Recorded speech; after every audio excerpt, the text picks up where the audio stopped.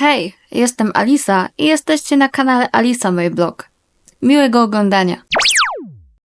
Detroit to mega wciągająca gra, która niejednokrotnie zagra nam na uczuciach. Gra, w której właściwie pokazano jedną z największych obaw ludzkości.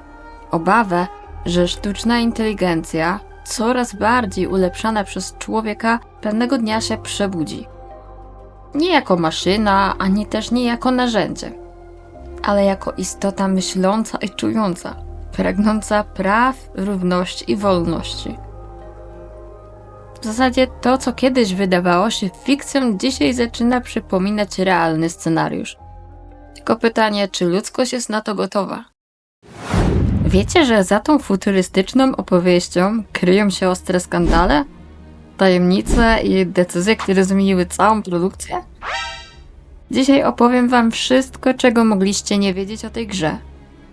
Od postaci, które zostały usunięte, przez sądowe dramy Quantic Dream, aż po ukryte detale, które tylko nieliczni mogli odkryć. Gotowi na skandale i smaczki? No to zaczynajmy.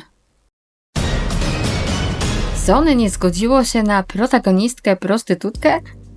Pewnie myślisz, że od początku mieliśmy 3 głównych bohaterów, czyli Connora, Marcusa oraz Karę. Otóż nie.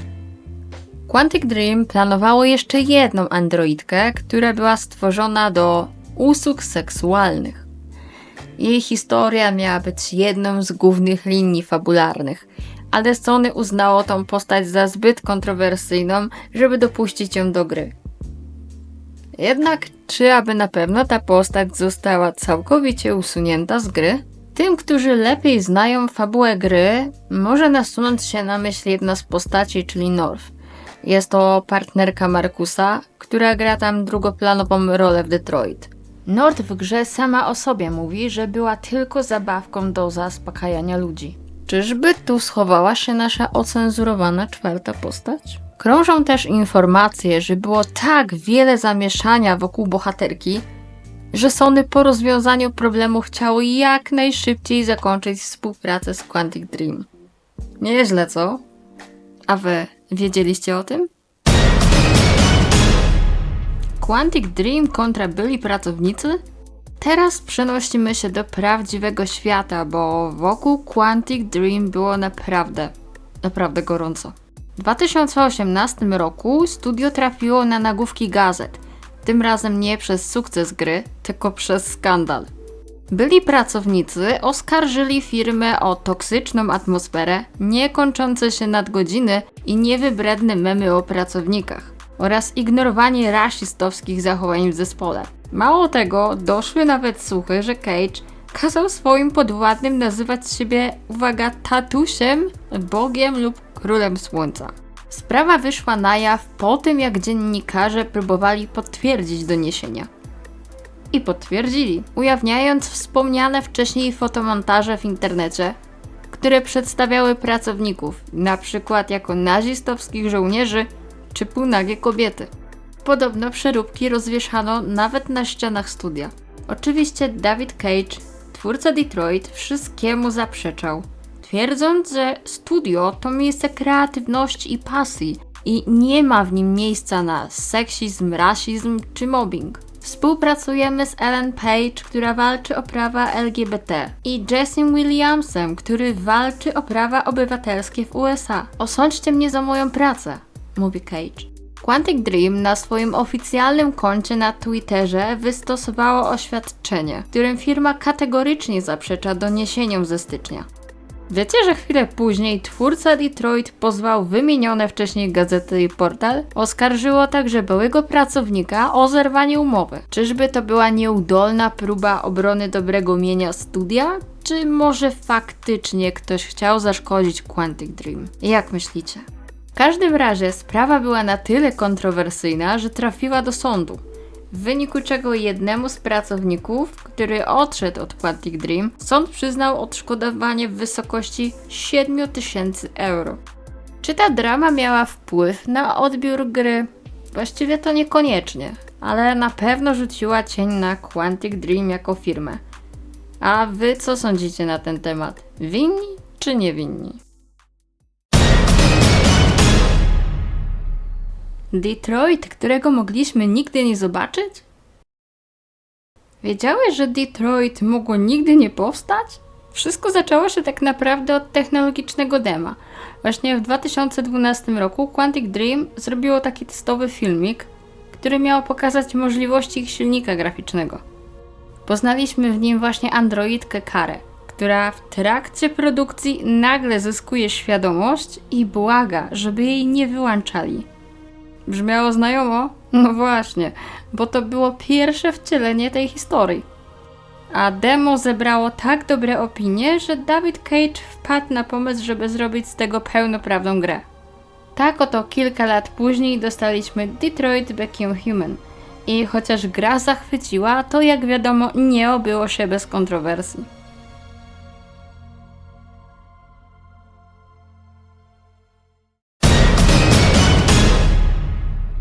Najbardziej kontrowersyjne sceny w grze. Detroit poruszało trudne tematy, ale niektóre momenty podzieliły graczy kompletnie. 3 sceny szczególnie wywołały burzę. Jednym z najbardziej krytykowanych momentów była scena przemocy domowej, w której gracz obserwuje toksyczną relację Todda i jego córki Alice. W tej sekwencji Todd, uzależniony od narkotyków, wybucha gniewem i zaczyna grozić dziecku. Gracz wciela się w Karę, która do tej pory była zaprogramowana na posłuszeństwo. W tym momencie Kara może złamać swój kod i stanąć w obronie Alice, albo pozostać bierną. Mi osobiście otwiera się nóż w kieszeni, kiedy widzę przemoc wobec dziecka. Nie potrafiłabym pozostać bierna, nawet jeśli to tylko gra. Scena wywołała falę krytyki, szczególnie w Wielkiej Brytanii. Organizacje takie jak Krajowe Towarzystwo Zapobiegania Okrucieństwa wobec Dzieci oskarżyło twórców o wykorzystywanie przemocy wobec dzieci jako taniego szoku, żeby zwiększyć sprzedaż gry. Krytycy twierdzili, że to przekroczenie granic, a David Cage nie powinien traktować tak wrażliwego tematu jako elementu rozrywki. Z kolei zwolennicy tej sceny bronili jej, argumentując, że gry wideo mają przecież prawo poruszać trudne tematy, tak samo jak robi to kino czy literatura. Sam David Cage odniósł się do tej krytyki, mówiąc, że opowiada historię o rzeczach, które go poruszają. I że jeśli zaczniemy się cenzurować i mówić, że gry nie mogą dotykać trudnych tematów, to oznacza, że jeszcze nie traktujemy ich na równi z innymi formami sztuki. Ale czy to wystarczyło? Dyskusja trwa do dziś. Dla jednych to była potrzebna scena, która dodawała autentyczności tej historii i poruszała trudny temat. Dla innych tak naprawdę niepotrzebna kontrowersja, której można było uniknąć. A wy co myślicie na ten temat? Czy ta scena była uzasadniona, czy faktycznie przekroczyła granicę? Kolejna scena, która wzbudziła kontrowersję, to zakończenie, w którym androidy trafiają do obozów. I tutaj pojawia się największa dyskusja. Czy twórcy poszli o krok za daleko? A może po prostu to kolejna opowieść o dyskryminacji, jakich w historii było wiele. W grze, jeśli Kara i Alice zostaną złapane, lądują w obozie dla androidów. Widzimy ogromne grupy maszyn czekających na swoją kolej.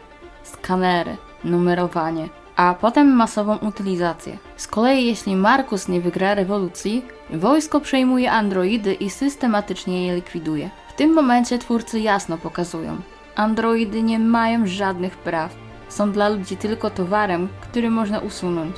No okej, ale co w tym kontrowersyjnego? Otóż niektórzy gracze od razu zobaczyli tutaj nawiązanie do Holokaustu. Układ budynków, procedury, sposób segregacji androidów. Wszystko to przypominało historyczne obozy zagłady. I właśnie dlatego ta scena budzi takie emocje. Dla jednych to było mocne i poruszające, dla innych przesadzone i wręcz niesmaczne. Społeczność jak zwykle jest podzielona. Jedni uważają, że twórcy przesadzili, drudzy mówią, że to mocna metafora, która tak naprawdę idealnie pokazuje, jak działa systemowa dyskryminacja. Jest taka postać w tej grze, która pojawia się dosłownie na chwilę, a mimo to wywołuje mnóstwo pytań i spekulacji. Człowiek, który stworzył androidy. Gość, który praktycznie odmienił świat, ale zniknął z własnej firmy i zamknął się w luksusowej rezydencji. Wiadomo chyba, o kim mówię. Elijah Kamski. Geniusz czy socjopata? Bohater czy manipulant? A może coś pomiędzy? W grze Connor i Hank przyjeżdżają do jego domu. Zostają Kamskiego otoczonego przez idealnie wyglądające androidki Chloe. Kamski jest spokojny, wręcz zimny, ale wie, że coś nadchodzi. Ma w sobie tę dziwną pewność siebie, jakby znał przyszłość. W pewnym momencie nagle rzuca na stół brutalny test. Jeśli Connor chce się dowiedzieć, gdzie jest Jericho, musi zestrzelić androidkę na jego oczach. Jeśli odmówi, wyjdzie stąd z niczym. Ktoś by powiedział, ale co w tym kontrowersyjnego? No, chociażby to, że to nie jest zwykły test. To psychologiczna zagrywka. Kamski mówi, że chce się przekonać, ale w rzeczywistości manipuluje Connorem i graczem. To moment, w którym gra stawia pytanie o moralność androidów. Jeśli zabicie Chloe nic nie znaczy, to dlaczego ten wybór staje się taki trudny? Czy androidy są tylko maszynami? Czy może jednak czymś więcej? I teraz serio, kto w tej scenie naprawdę czuje, że to jest tylko maszyna? Bo ja miałam wrażenie, że to cholernie nieprzyjemny test. Jeszcze to spojrzenie Chloe. No nie wiem, nie podobało mi się to. Niektórzy w Kamskim widzą też typowego bogacza, który siedzi w swojej willi i dla zabawy sprawdza, jak daleko można pchnąć ludzi i androidy. Jego podejście przypomina takiego typowego naukowca bez skrupułów. Może dla niego to tylko test, ale dla Connora to moment, który zmienia wszystko. Nie wiadomo, czy on to robi, bo faktycznie chce coś sprawdzić, bo jeśli tak, to w zasadzie równie dobrze mógłby nas zapytać na spokojnie. No ale nie. Lepiej postawić kogoś pod ścianą. Są gracze, którzy twierdzą, że Kamski to nie jest zwykły naukowiec, tylko ukryty mastermind. Może tak naprawdę Kamski nie chciał dać odpowiedzi na tacy, tylko sprawdzić, czy Connor jest gotowy na własne decyzje. I w zasadzie to jest chyba najciekawsza teoria. Może Kamski wie więcej niż się nam wydaje i tylko czeka, aż ktoś przejmie jego rolę. Może ten cały test to nie wybryk, tylko sposób na znalezienie lidera. Reasumując, Kamski pojawia się w grze tylko na chwilę, ale zostawia po sobie ogromny znak zapytania. Czy był tylko obserwatorem? Czy ukrytym mastermindem całej rewolucji androidów? A może po prostu ekscentrycznym gościem, który lubi testować ludzi? Na zakończenie mam dla Was kilka ciekawostek o grze, które mogą Was zaintrygować. Czy wiedzieliście, że w grze androidka Chloe, która wita nas w głównym menu, może poprosić Was o zwrócenie jej wolności? A numer seryjny Connora został wymyślony przez aktora Briana, który wcielił się w tą postać? I nie jest to losowa kombinacja. Każdy element numeru ma swoje znaczenie. A co powiecie na usunięte dialogi i sceny, o których mało kto wie? To tylko przedsmak tego, co przygotowałam na kolejne odcinki. Jeśli jesteście ciekawi więcej ukrytych szczegółów i niesamowitych detali, koniecznie subskrybujcie i bądźcie na bieżąco. Dzięki za oglądanie i do zobaczenia w następnym filmie.